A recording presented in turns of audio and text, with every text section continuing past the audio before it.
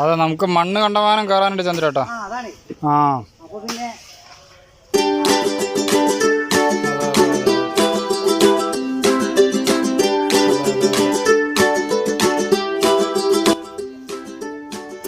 കുഞ്ഞി മരമൊക്കെ തട്ടിക്കോളി, അതൊന്നും കാര്യമില്ല. നമുക്ക് നല്ല നല്ല മരങ്ങൾ വേറെ നോക്കാം.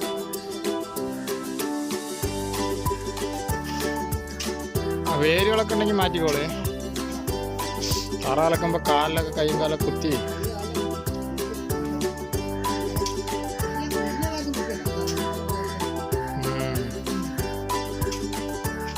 ഇവിടെ കണ്ടോളിയും കല്ല് മറക്കണ്ട.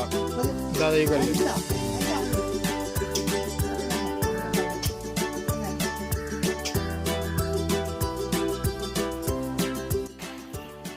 ഇന്ന് നമ്മൾ പറയാൻ പോണ വീഡിയോ എന്താണെന്നറിയും, പറയാൻ പോണ കാര്യം എന്താണെന്നറിയും. നമ്മൾ പറഞ്ഞിട്ടുണ്ടായിരുന്നു ഉള്ളിൽ ഒരു സംഭവം കെട്ടുന്നില്ല.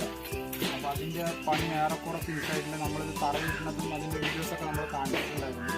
എന്താണ് സംഭവം പറഞ്ഞു കഴിഞ്ഞാൽ, കോഴികൾ നമ്മുടെ ഇവിടെ ഇപ്പോൾ പർപ്പസ്ലി 5 നായ്ക്കുട്ടികളുണ്ട്. 5 നായ്ക്കുട്ടികൾ ഉണ്ടായിരിക്കെ നമുക്ക് കീരി പിടിച്ചിട്ട് പോകുന്നുണ്ട്. അതുപോലെ തന്നെ നമ്മളില്ലാത്ത സമയത്ത്, അതായത് കീരികളൊക്കെ ഇപ്പോൾ എന്താ പറയുക, മ്യൂട്ടേഷൻ സംഭവിച്ചു എന്ന് പറയണ പോലെ വേണമെങ്കിൽ നമുക്ക് പറയാം. കാരണം നായ്ക്കുട്ടികളെ കറക്റ്റ് കൂട്ടിൽ കയറ്റുന്ന സമയത്ത് വന്നിട്ട് അവർ കോഴി പിടിച്ചിട്ട് പോകും. അപ്പം ഇങ്ങനെയൊക്കെ ഇതുള്ളത് കൊണ്ട് കോഴികളുടെ ബ്രീഡിങ്ങും ബ്രൂഡിങ്ങും ഒക്കെ നമുക്ക് കുറച്ച് ബുദ്ധിമുട്ട്, കൺജസ്റ്റഡ് ആയതുകൊണ്ട് അത് കുറച്ചുകൂടി ഫ്രീ ആയിട്ടുള്ള രീതിയിൽ ചെയ്യാൻ വേണ്ടിയിട്ട് ഉപ്പ വന്നതിന് ശേഷം ഇതിൽ അത്യാവശ്യം നല്ലപോലെ വളരെ വലിയ സെറ്റപ്പിലേക്ക് ചെയ്തിരിക്കുന്ന പടം.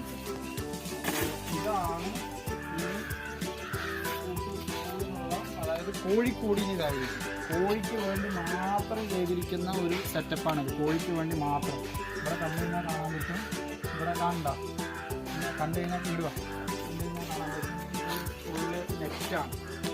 മാക്സിമം പാമ്പ് കയറാത്ത രീതിയിലുള്ള കൂടുതൽ നെറ്റിങ്. ഇവിടെ കല്ല് വെച്ച് കെട്ടണം, മുകളിൽ സീറ്റ് ഇടണം, പണികളുണ്ട്. അപ്പോൾ ഇത് ചുറ്റും ഫെൻസ് അടിച്ച് ഇവിടെയും മറിച്ച് സീറ്റ് ഇട്ട് കഴിഞ്ഞാൽ കല്ലും കെട്ടിക്കഴിഞ്ഞ് ഡോറും വെച്ച് കഴിഞ്ഞാൽ പിന്നെ ഒന്നും ഉണ്ടാവില്ല. ഇതിൻ്റെ ഉള്ളിലായിരിക്കും കംപ്ലീറ്റ് നാടൻ കോഴികൾ കിട്ടാം. നാടൻ കോഴികളും അതുപോലെ തന്നെ അതിൻ്റെ കുഞ്ഞുങ്ങൾ വിരിക്കൽ പരിപാടികൾ, ബ്രൂഡിങ്, ചെറിയ പരിപാടികൾ, ഇതിൻ്റെ ഉള്ളിൽ ഒരുപാട് സംഭവങ്ങൾ വരും. കൂടുകൾ, അതുപോലെ കാണിക്കാനുള്ള സെറ്റപ്പ്, ബ്രീഡ് ചെയ്യാനുള്ള സെറ്റപ്പ്, ബ്രൂഡിങ് സെറ്റപ്പ്, കുഞ്ഞുങ്ങൾ വളരാനുള്ള സെറ്റപ്പ്. നമ്മളിനി സപ്പോസ് വെളിയിലേക്ക് എവിടേക്കെങ്കിലും പോവുകയാണെന്നുണ്ടെങ്കിൽ, നമ്മൾ ഫാം ചെയ്യുമ്പോൾ ഏറ്റവും ഉള്ളൊരു ഡ്രോബാക്ക് എന്ന് പറയുന്നത് നമുക്കൊന്നും വിട്ടിട്ട് പോകാൻ പറ്റില്ല എന്നതാണ്. നമ്മൾ സപ്പോസ് എവിടേക്കെങ്കിലും വെളിയിൽ പോകുകയാണെന്നുണ്ടെങ്കിൽ നമുക്ക് വരുന്ന അഴിച്ചു വിടാതെ തന്നെ ഇതിൻ്റെ ഉള്ളിൽ കേട്ടാൽ പറ്റും, തീറ്റ കൊടുക്കാൻ പറ്റും. അപ്പം അങ്ങനെയൊക്കെ കുറേ ഉപകാരം ഉണ്ട് ഇതുകൊണ്ട്. അപ്പോൾ ഇപ്പോൾ വന്നതിന് ശേഷം വളരെ സിസ്റ്റമാറ്റിക്കായിട്ട് നമുക്ക് ഒരുപാട് പണിയുണ്ട് കേട്ടോ. തറ കെട്ടി അതിന് മണ്ണ് ഫില്ല് ചെയ്ത്, ഈ മണ്ണ് ഫില്ല് ചെയ്യാൻ ഇത്രത്തോളം മണ്ണ് നമുക്ക് ഫില്ല് ചെയ്യേണ്ടി വന്നു. മനസ്സിലായില്ലേ? ഈ കാണുന്ന ഇത്രത്തോളം മണ്ണ് ഫില്ല് ചെയ്യേണ്ടി വന്നു. അപ്പോൾ ഒരുപാട് ചിലവുണ്ട്. കാണുമ്പോൾ നിങ്ങൾക്ക് ഈസി പരിപാടി തോന്നും, നല്ലപോലെ ചിലവുള്ളൊരു പരിപാടിയാണ് ഇത്. അപ്പോൾ കോഴിക്ക് വേണ്ടി മാത്രമാണ് നമ്മളിപ്പോൾ ഈ ഒരു സെറ്റപ്പ് ചെയ്തിട്ടുള്ളത്. ഇനി ഫുള്ള് ഫെൻസ് വരും, മുകളിൽ ഷീറ്റ് വരും.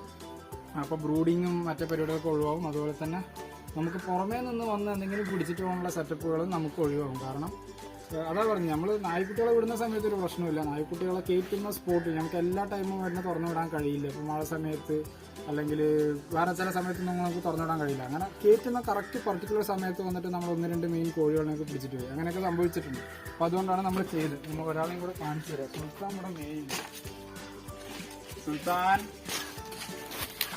ഇവിടെയൊക്കെ മഴ പെയ്ത് മൊത്തത്തിൽ അകമ്പോ കിടക്കുന്നു. സുൽത്താൻ അങ്ങനെ അഴിച്ചു വിട്ടിരിക്കണ്ട. സുൽത്താന് അങ്ങനെ മേയുന്നുണ്ട്, തലയും തയ്ച്ചു.